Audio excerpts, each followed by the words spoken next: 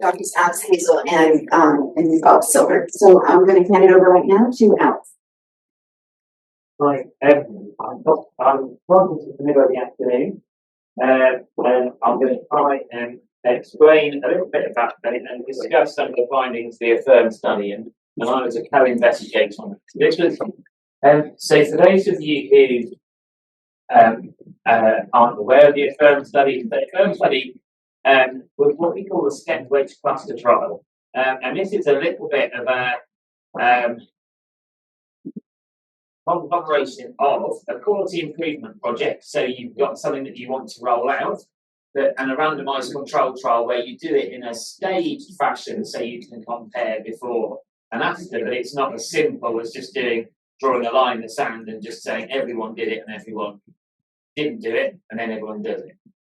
And it's a bit more robust. Now, the intervention in Affirm was written information for women and education for clinicians, and a standardised management of women who presented to hospital with decreased fetal movements.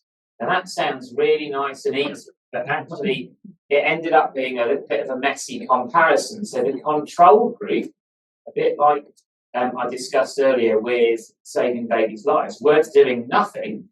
To the control group, we were giving information by 28 weeks of gestation that if mums were concerned about a reduction in their movements after 28 weeks, they should contact their maternity unit. They weren't encouraged to formally count fetal movements. Every woman should have a non-stress test to exclude fetal compromise, and you should do an ultrasound scan only if mums had risk factors for stillbirth or growth restriction. And there was no recommendation for delivery. So in Affirm, it was the same thing, except the leaflet had to be given by 20 weeks, and then there was no gestation specified on the leaflet. Everybody had an ultrasound scan. And then if you had recurrent reduced movements, you had twice weekly non-stress tests, weekly lipo volume and umbilical artery Doppler. So it's much more intense. And then it was a consider induction for women on their first presentation over 40 weeks, and consider induction for women with recurrent reduced fetal movements at more than 37 weeks. So the advantage of the Affirm study and the step wedge cluster design is you can do a really big study. And one of the challenges that we have with our stillbirth prevention studies in low burden settings, I know we've said there's always been more stillbirths than we want, but realistically, in high-income countries, we are in low-burden settings, is the studies need to be massive. And by massive, I mean hundreds of thousands of women. So Affirm had hundreds of thousands of women. And part of the problem was when we did the power calculation, we were crazy optimistic about how much effect Affirm was going to have. So actually it was powered based on a 30% reduction in stillbirths after 28 weeks, which as a junior researcher, I kind of thought that's a lot, but I was quite junior in the room, so I just didn't say anything. And actually, so what we saw was that the stillbirth rate on the intention to treat analysis was 10% lower, so the adjusted odds ratio was 0.9, but it ranged from a 25% reduction to a 7% increase. So if you look at that in terms of a typical maternity unit in the UK, which is about 3,500 births, on average, there would be 5 fewer stillbirths a year, but it might be as much as 11 fewer to up to 3 more. Sorry, I'll go back. Sorry. We then did an on-treatment analysis, which essentially showed a 12% reduction and a tighter confidence interval, but it still crossed 1, so it wasn't statistically significant. So that is, that's really frustrating. So even with massive numbers, we've still got an uncertain answer because it crosses 1. Now, the other thing we had is that what we showed was there were more caesareans, more inductions, which I think we've alluded to already. Now, part of the reason that we can see that is because those things are much, much, much, much more frequent than stillbirths. So our study is way more powered to show those things. So it's really tricky. So we've got our study design is a little bit out of kilter because it's very difficult to show a reduction in stillbirth. It's really easy to show an increase in intervention. So what we then try to do is we try to do an economic analysis. And Liz Camacho is a very talented health economist. And she took the data, and what we actually needed to do was to we used all of the study sites and we looked at what is the cost of intervention. And actually, the intervention was we had to train health professionals, we needed to give leaflets to women. But the biggest cost by a long way was the unplanned antenatal attendances and also the induction of labour. So you can see that in the study sites, the direct costs were greater, and the cost of stillbirth per stillbirth avoided was about £190,000, which is a significant investment, and we need to sort of think about what that means. Now, this is a cost matrix. So what we did is we said we know that a firm was underpowered. So what we did is we used a Monte Carlo simulation. So we ran the trial again and again and again to see what the actual the results might be. So overall, 74% of the time, the results would mean that there were fewer baby deaths. But what we're really interested in, so this top right corner tells us that 56% of the time, the results mean that it would cost more, but there would be fewer baby deaths. And that kind of makes sense because it's quite unrealistic to expect that we can have fewer baby deaths without spending any resource to do that. And now, so I think just to put it into context, we think about other disorders. So gestational hypertension, to manage that is £7,800 per case. But to detect and manage gestational diabetes is also about £200,000 to prevent one stillbirth. So we've got to be careful when we talk about things that sound like they cost a lot of money, because actually things like gestational diabetes. Now, none of us would suggest in the room that we should abandon gestational diabetes screening because it costs a lot of money. So we do have to think about that. When we did it, we didn't do this. A group did a systematic review meta-analysis after a firm, and they found that there was a reduction in perinatal death, but it touched one with studies that looked at increased movement awareness. So what would I say? So firstly, the summary for a firm, we can do large studies. One of the challenges we had is that the adherence to intervention varied in the firm sites, and we needed lots more process outcome measures. So you've got to know whether people are really doing what they say they are. I think there is likely some effect in stillbirth reduction, but I don't think it's a solution in isolation. And as I said, the firm was underpowered, but the subsequent modelling does suggest benefit. But I think we need to be really careful that it's not a reason for induction of labour in isolation less than 39 weeks. And we specifically, Zan wanted me to talk about health inequality. Compared to pregnancy, Ingvar Wadderstad did some really nice work in Sweden, which their biggest migrant population is Somali women.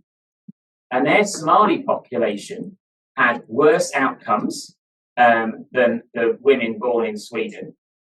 Their babies were more likely to be small for gestational age. They were also more likely to have a prolonged pregnancy. But they were 5 times less likely to contact services with complaints about reduced movements. They basically showed that there were various issues that related to things like, again, women born in Africa are much less likely to present, and women with lower educational levels. And they did a really nice qualitative study that showed that individualised information based on women's understanding would increase the possibility that these pregnant women would seek care.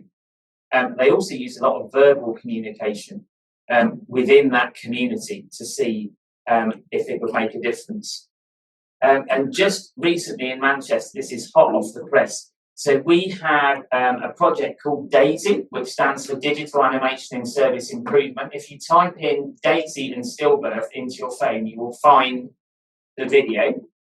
And these were co-developed with non-English speaking communities. And we assessed the knowledge of stillbirth risk factors before and after seeing the film.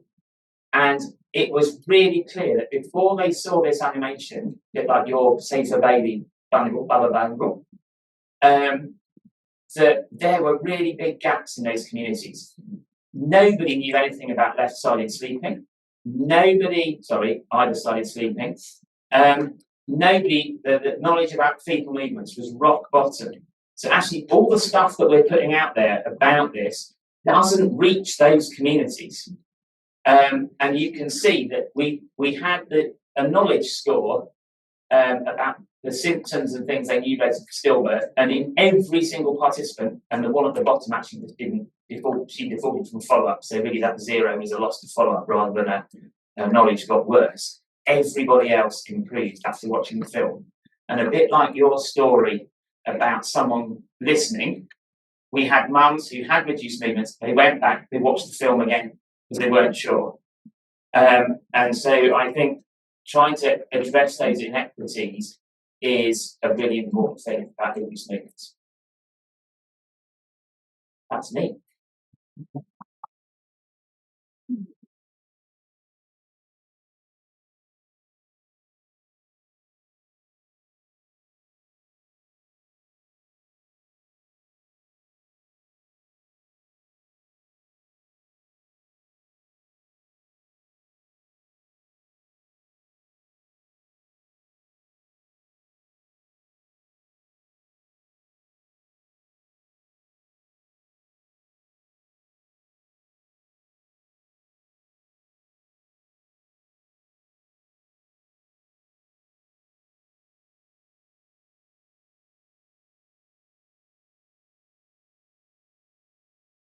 All right, so I'm going to talk about the My Baby's Movements trial, which was kind of a sister trial to the firm, and I'm going to touch on equity, well, what we have on equity.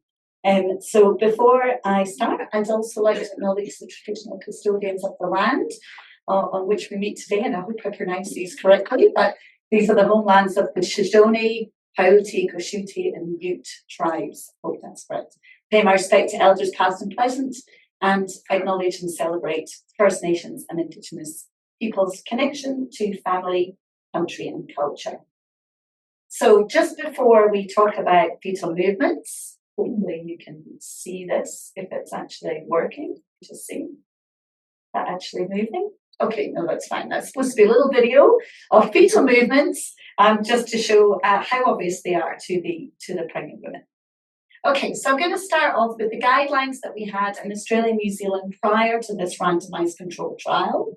This was the second national guideline that we had. This was in 2016, and we had a management pathway for reduced fetal movements once a woman presented to hospital. And this was in place in varying ways, but was in place across the country before we actually ran this trial. I'm not going to go into all the detail about the stepped wedge cluster trial, but essentially the same design as a firm in terms of the trial design. There were 3 to 4 hospitals in each of the clusters, and essentially the timing of when you actually went into the intervention was what was randomised rather than the individual intervention. So at some point, everybody gets the trial intervention. What was that intervention?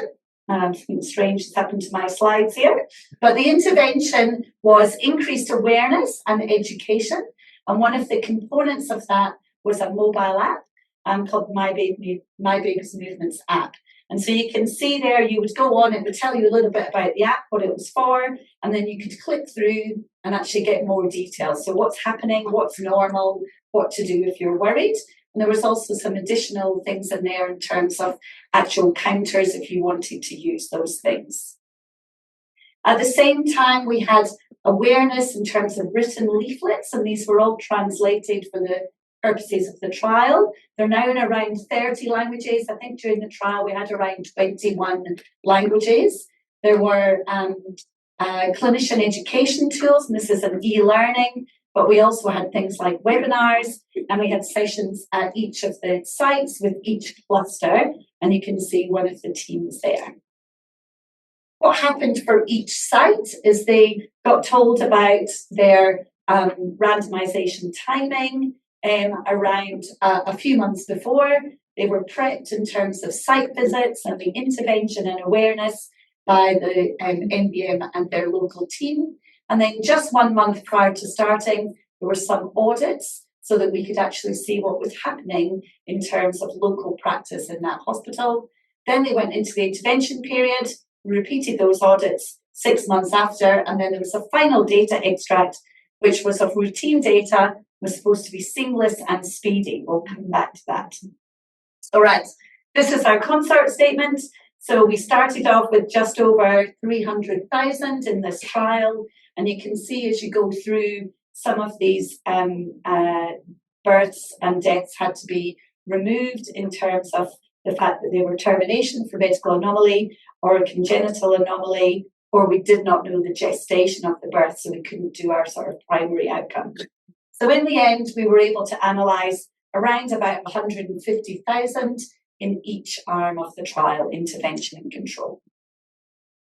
So I'm going to show you a bit of data now, and hopefully we'll still get through it all. It's still got 5 minutes and 40 seconds to go, so we should be all right. So for most things in terms of maternal characteristics, we really didn't have an imbalance, but you can see quite near the top of that table, there were twice as many Aboriginal and Torres Strait Islander women in the control arm. And that was just related to the timing of randomization of one of the sites that had a high Indigenous population. So that wasn't really something that actually we could really have done anything about. They came in quite late in terms of the steps of the clusters. Everything else is quite similar in the overall trial report. The primary outcome was stillbirths at 28 weeks gestation and beyond. And you can see there a very small difference, 2.2 per thousand compared to 2.4 per thousand in the control arm. So that is the adjusted analysis, and you can see that crosses one and is not significant. The unadjusted analysis, that was 0.91, almost identical to affirm, so a sort of 9% reduction.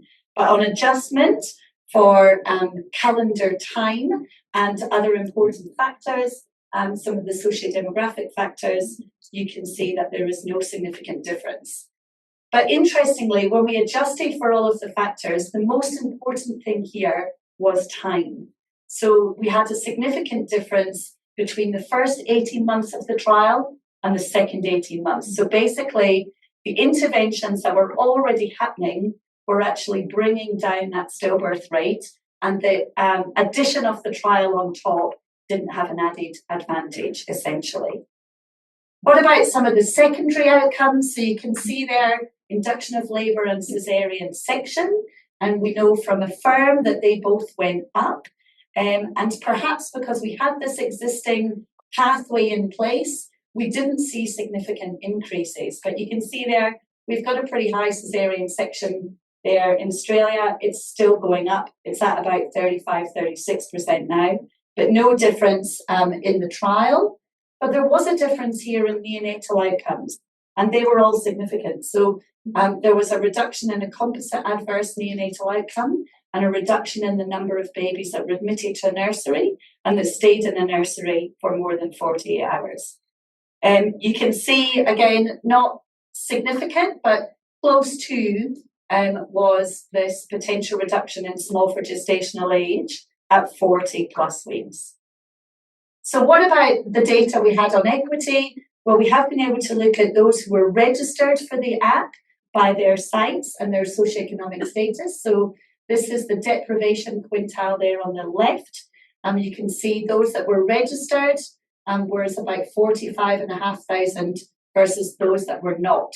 Now, this is in that intervention arm. This was part of the intervention, but you can see that actually only less than half actually registered for the app. And the women that were living in the most disadvantaged areas, so the top two there, CIFA 1 and 2, were more likely not to be registered. So 50% more likely not to be registered for this app. And then we've looked, this is a publication by Sarah Skalecki in Ansjog recently, and this is looking at what about the women that actually used the app? So they didn't all get registered, and there were these discrepancies in equity that we didn't see in the overall trial. What about the ones that actually used the app? And you can see here that the women who actually used the app were more likely to not be smoking. They were more likely to be born in Australia. They were less likely to be an Indigenous Australian. In those 13,000 that did use the app, and I'll just highlight these so that we don't need to go through it all in detail, but there does seem to be some benefit in health outcomes for those who did use the app, but it's such a small number compared to that sort of 300,000 that are in the trial. But in those who used the app, and bearing in mind there were differences, but these are adjusted analyses, they were less likely to have an SGA baby. They were a little bit different there in terms of their induction of labour, so a little bit more likely to have an induction of labour, but they were less likely to have a preterm birth. We had some differences in early term birth, but significant, but actually in terms of percentages, not that different. And they were less likely to have some of those neonatal outcomes like admission to the nursery. Okay, so in summary, again, very similar to Affirm. With this design in a low burden setting, you can get a very large sample size. You can get pragmatic, routinely collected data. However, we had significant delays of getting this data. So this trial finished in 2019, and the publication for this was actually 2022, Vicky, 2021 in BJOG. So it took some time to get that routinely collected data across the country. We did have these existing guidelines, and it's what's the most important is the guideline and the QI process or the trial. The process outcomes were really important. They're harder to collect. They have manpower and you need audits, but they are actually really important, and we've got some useful information there. The phone app on its own is clearly not enough. Not enough people use it, not enough people download it. It did seem to have some benefits. We needed significant champions for site engagement. So one of the sites in Melbourne had about a 60% download rate of the app compared to the sort of 5 to 10% that actually happened overall. But they did a huge amount of work to make that happen. And also they were quite a new hospital, and they didn't have other competing things happening. So they got all in. It was their first big study, essentially.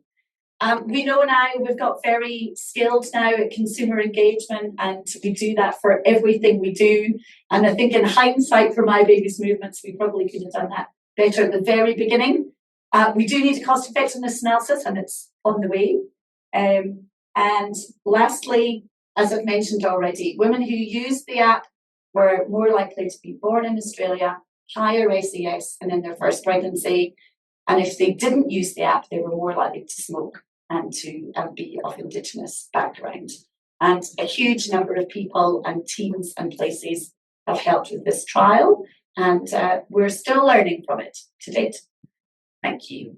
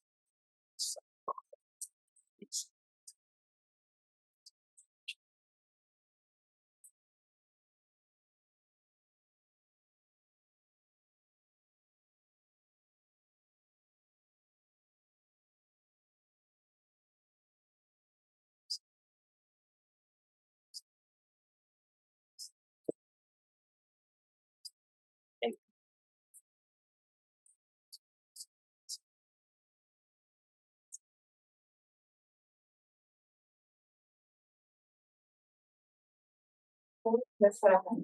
It's totally fine. Um, we are just getting it set up, but I'll go ahead and introduce myself. I'm Emily Price, CEO of a nonprofit called Healthy Birthday, that's based out of Des Moines, Iowa.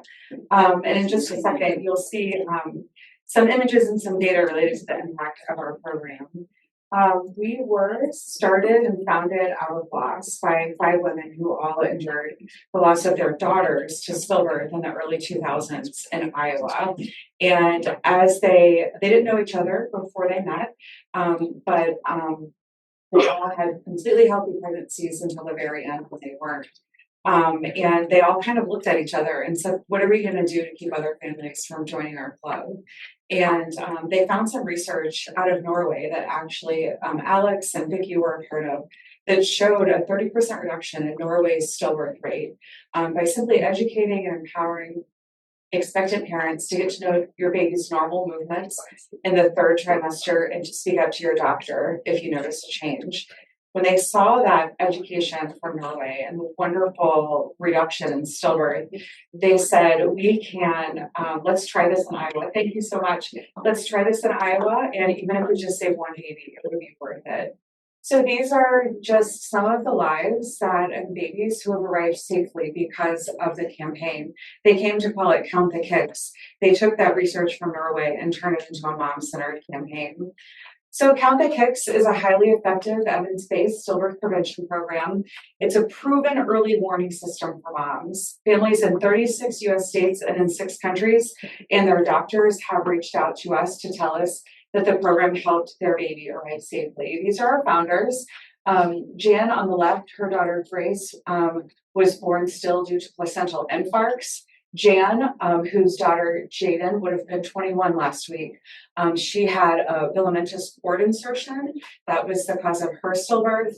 Kate in the middle, her daughter actually had congenital heart defects. Her daughter lived 8 days, but could not sustain life after that.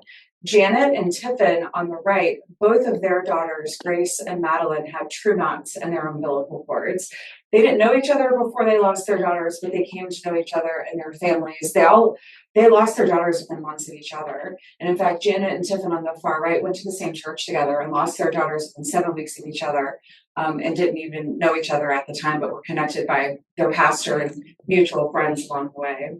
And so that's the beginning of this work in this organization.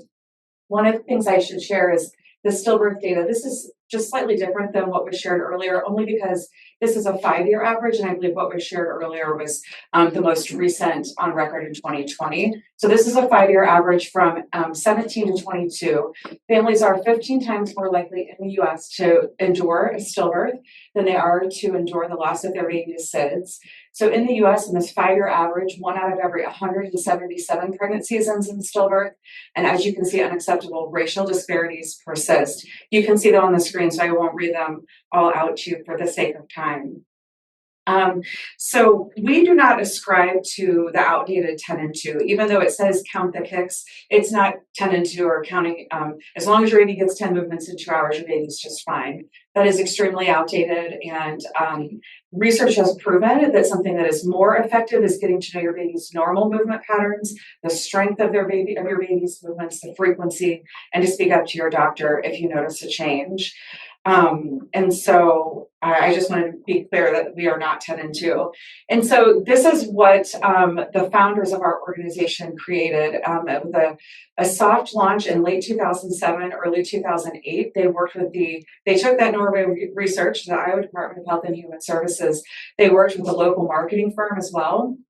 And with their lived experiences, helped guide what they wanted the program and the education to look like. They wanted it to be bright and empowering. They wanted it to be something that a mom, a partner would pick up instead of something that was dark and scary and just words. And this is more of what it looks like. So we have posters, we have brochures, we have app download reminder cards. These are all available right now in English and Spanish on our website at countthekicks.org.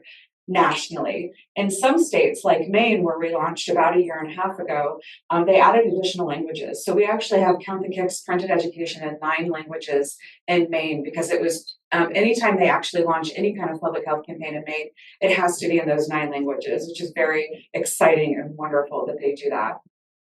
We also have these at-a-glance educational materials, which are about, these were birthed about 5 years ago. That they have even less wording than those original or traditional printed pieces of education. Both are available on our website, but the reason for the existence of the at-a-glance materials are for anyone who may be very new to this country, who may not have English as their first language. These are picture-based, minimal wording, easy to understand. Get to know your movement, tell your doctor if something is off, and there happens to be a free app available with it. And so related to our printed education, because we kind of wanted to share with you what is the uptake of our program in this country. So as I mentioned, it was a soft launch in 07-08 timeframe, but the most recent data, so in 2023, we sent out over 1 million pieces of printed education across the country. It's OB clinics that order them, birthing hospitals, childbirth educators, labor and delivery units, midwives, doulas, public libraries order them and have them during story time or toddler time. But the vast majority that order them are birthing hospitals and OBGYN clinics. This year so far, as of the end of September, we have sent out over 640,000 pieces of material. So we're on pace to be about the same as we did in 2023. A little over 1 million pieces of printed education are going out across the country.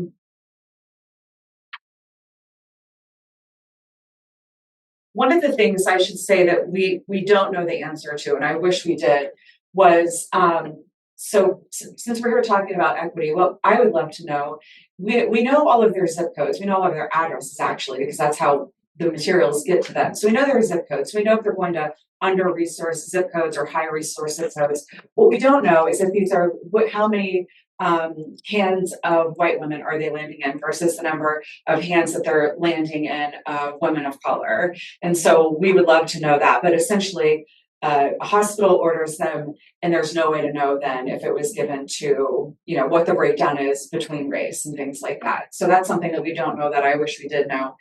We just recently added digital education in 13 languages on our website. So it's something that you can find digitally instead of these printed education. And so we just recently, in the last few months, started tracking the intake of those as well, which we did that based on demand. A lot of people, especially since COVID, are not always handing out printed brochures anymore. It is something digital that they're texting moms or including in emails or in their portals. The reason why the map looks this way is a variety of reasons, but really we started in the Midwest. Obviously, I was in the Midwest, and we branched out to a lot of Midwestern states, Nebraska, Illinois, Ohio, things like that. So there's a good saturation in the Midwest, mostly because that's just where we are. After that, we knew the worst stillbirth rates in the country are in the South. And so we made a strategic and concerted effort that we wanted to partner with as many people in the South next as we could, because that's where the worst rates are. And so some of our early adopters in the South were the states of Georgia, Florida, Alabama, Mississippi, Arkansas came on in recent years. And so that's why you see a greater saturation in the Midwest and in the South. In the West, we have a lot of work to do. And in Texas, we have a lot of work to do. So as I mentioned, our materials, those printed materials are available anywhere. Anyone in this country can order them, but they are only free in states where we have funding. And so I'll show you where we have funding, which states we have funding in that make them totally free. So obviously when they're free, it eliminates a huge barrier to implementing the program. Even though hospitals tend to have a lot of money, it's still a barrier for them to implement them. So this is our free app. It is available in 21 languages. And what you do is, through the evidence of ACOG, so to pay attention to your baby's movements at 28 weeks or starting at 26 weeks if you're high risk. This is where moms can go and have their free kick counting session. And all they have to do, it's so simple to use. You tap that little teal footprint every time they feel a movement, a kick, a jab, a roll, a poke, a swish, but not hiccups, because those are involuntary. And all this education, they go through a carousel before they start using the app. So every time they tap that little footprint, the app is timing how long it takes that baby to get to 10 movements. And then after you go through your session, you can then rate the strength of your baby's movements on a scale of fluttery to fear. So ranking on a scale of 1 to 5, the strength of your baby's movements. And so after you do that, moms will see what the average amount of time was for their baby that day. So this baby is around 15 minutes each day. It goes 15 minutes, 16, 17, 15, getting to know what is their baby's baseline, because every baby is different. Research shows that all babies are different from each other. And so this baby's average happens to be 15 minutes. And then on another screen, they would see how mom has her perception of her baby's strength as well. So if all of a sudden this 15-minute baby takes 4 hours to get to those 10 movements one day, that's a cue, a visual indication that something has changed for that baby that day, and they need to call their provider. They need to speak up and tell their doctor that something is off. So they can download their history, they can share it with their provider, they can take it in during prenatal appointments. Related to the equity conversation that we're having today, we have heard from a lot of women of color who use this app that say, I noticed a change in my baby's movements, and when I went to my doctor, I've normally been dismissed or was dismissed when I was on the phone, and I just went right in and I showed them the data. I proved to them that I've been paying attention, and they finally took me seriously. So it's an advocacy tool for moms as well. I should actually stop and let you know that we also on this app, in states where it's funded, because it does take some development time, that we have a social drivers of health survey on this. So if you're in certain states, it's about 10 states right now. After your second kick counting session, it asks you a series of 4 to 5 questions. Do you need access to nutritious food? Do you need access to safe housing? Do you need access to mental health counseling? And if they say yes, that they would like access to any of that, we take them to a resource in their zip code to get them free access to an OB on their bus line, mental health care, access to a food pantry near them, and things like that. And then we share the data back with our funding partners. So our funding partners know what expectant parents in their state, what are some of the greatest needs of the expectant parents in their state. We also collect zip code, race and ethnicity, and email addresses of app users. Those are only the 3 things that are required. So we know the zip code of all of our app users. It has been downloaded in 140 countries, and it's been downloaded over 600,000 times so far for expectant parents to use in their pregnancy. And so I'll show you the race data in just a second related to our app users. We also have what we call a finished pregnancy survey at the end, which is voluntary, but we have thousands of moms taking it that let us know their birth outcome. So after someone has not been using the app for about 3 days, it makes an assumption that perhaps you had your baby. And so we ask the app user, we send a push notification, what is the outcome of your baby? And so research has been done on our app users with their permission. We have had research done on outcomes of our app users. One of the things that I would also share is we just released a new feature called Ask Anna, and it is a function where you can click on an icon and you can ask her any question you want. And it's an AI assistant basically. So we're starting to infuse AI into our stillbirth prevention work. And so there are things in there you could go in and ask Anna, my baby hasn't moved all day, what should I do? And she would say to you, you need to go to your labor and delivery right away. You need to tell your doctor and you need to be seen right away. Or it may say something like, should I drink juice? My baby's not moving as much today. Should I drink juice? And it would say, no, do not drink juice. That is a myth to get your baby to move. That's an artificial way to get your baby to move. If you're concerned about your baby's movements, you need to tell your doctor. And it is curated only from 5 research studies. It is not curated from Dr. Google. It is not even curated from WebMD. It is created from 5 vetted research studies by our medical advisory board. And so they're getting evidence-based advice and guidance. That Ask Anna work and our AI work was highlighted at the Clinton Global Initiative in New York just a couple of weeks ago. We were chosen as commitment makers for our work in stillbirth prevention through the Clinton Global Initiative, and part of our AI work is featured there, and some research that we're going to be doing related to stillbirth prevention and AI. And so because this is all about equity, I wanted to show you in 2023 the increase that has taken place among women of color using our app. So this is just 2023 data and then 2024 data through September. So comparing 2023 and 2024, the red bar is African American women, or women who have chosen that or identified as African American or Black. And then the teal bar is Native Hawaiian or other Pacific Islander. The yellow bar is American Indian or Alaska Native.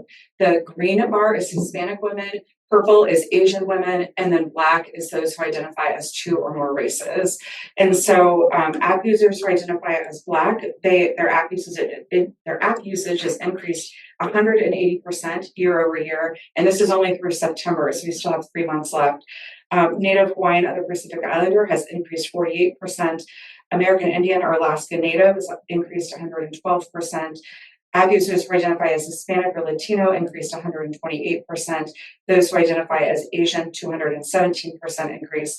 And those who identify as 2 or more races increased by 95% over year.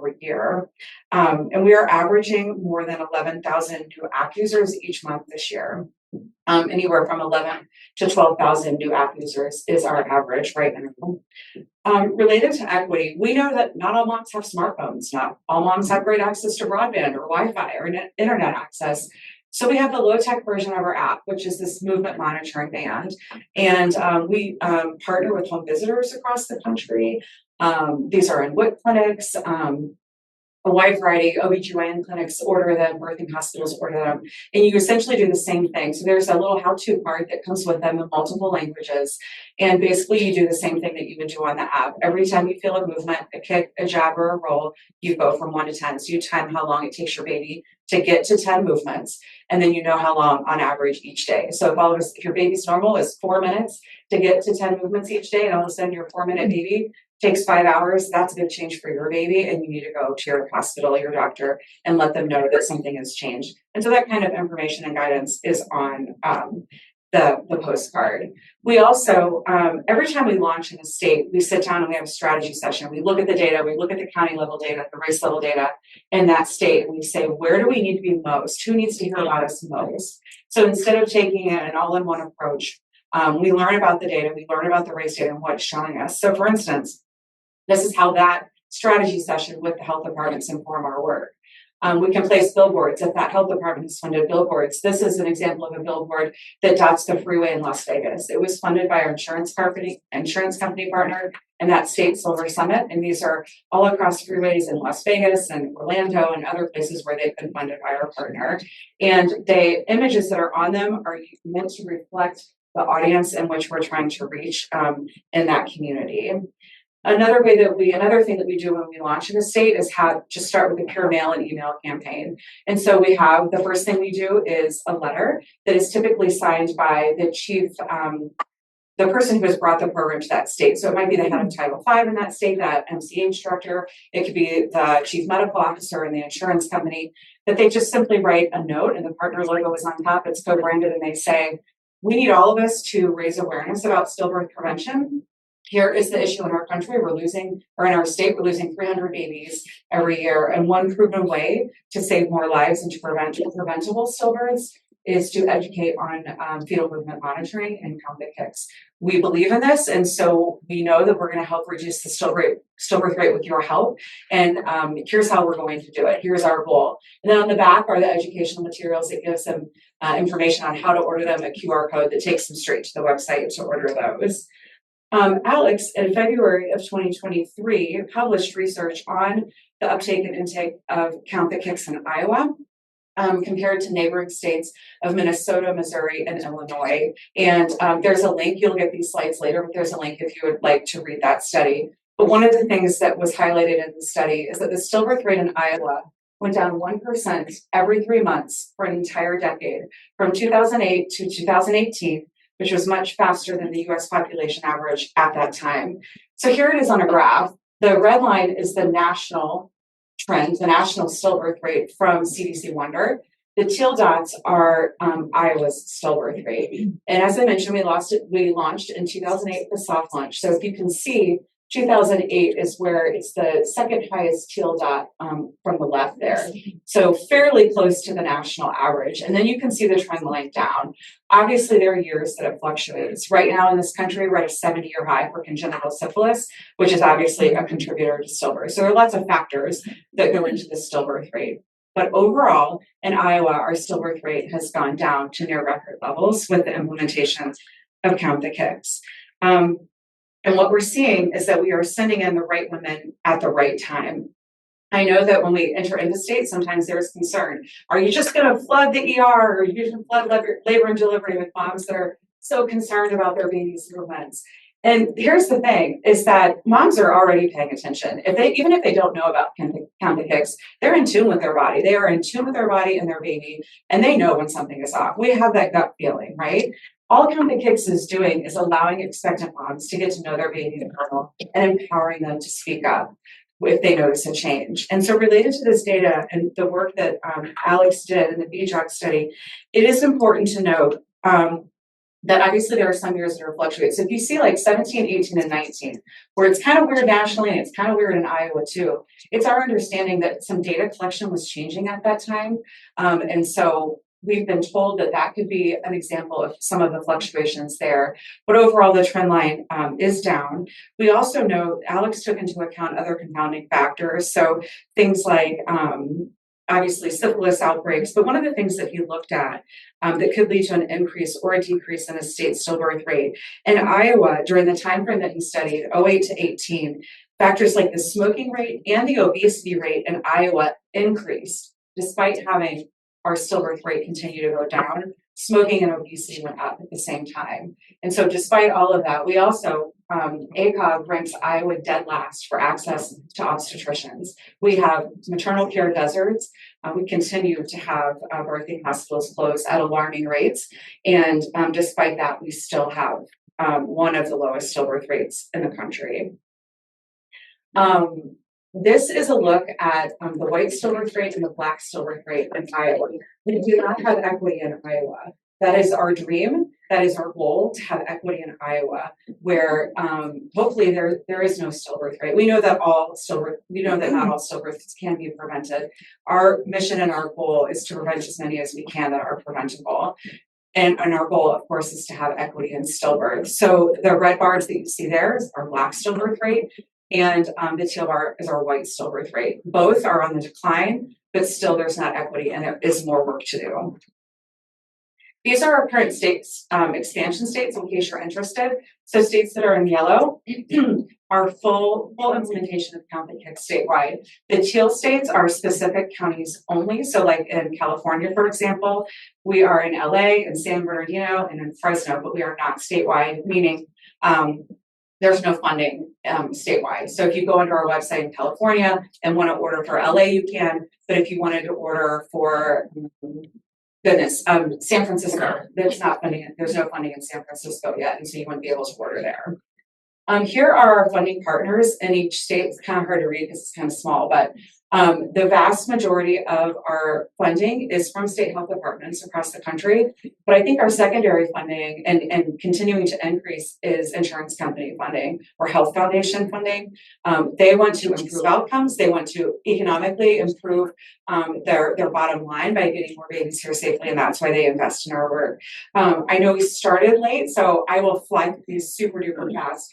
We were just published in MCN about how to implement Count the Kicks in your state. We have a partnership with A1 where they have put out a practice brief in February of this year, and in early next year, January, February, they're actually putting out for the first time in this country a management pathway. There is no uniformity in this country in how to address a mom who comes in with the change in fetal movement in this country, but we have partnered with A1 who has 25,000 OB nurses in their membership to create a pathway of what to do when a mom comes in and with the change in fetal movement. I will really just wrap it up right now. One of the things we also know is that Count the Kicks has proven benefits beyond stillbirth prevention. Fetal movement monitoring has proven benefits. Things like identifying pregnancy complications that threaten the mother's life. We're increasing gestational age and reducing NICU stays. I'd be happy to share my personal story with you. My son, I was 30 weeks pregnant. When I noticed a change in my son's movement 14 years ago, I was 30 weeks pregnant, noticed a change and told my doctor. Luckily, she took me seriously, ran some tests, and she noticed I was in very active early preterm labor at 30 weeks along. But because we caught it early enough, I spent 4 days in the hospital and then went home on strict bed rest with a daily pill called Procardia that helped stop my contractions. It all worked. My son was born completely healthy. In the 40th week of our pregnancy, was not a second in the NICU. He was totally healthy and needed no intervention whatsoever. And we know that through this white paper that you can see the other things that this is improving, not just preventing preventative stillbirth. We're identifying things like the start of a placental eruption and preeclampsia that's gone undiagnosed, things like that. Moms are telling us that without this intervention and this awareness, that they would have had otherwise a different outcome. So I'll wrap up. These are there if you need them, and then I'll save the summary of challenges for some other time. Thank you all.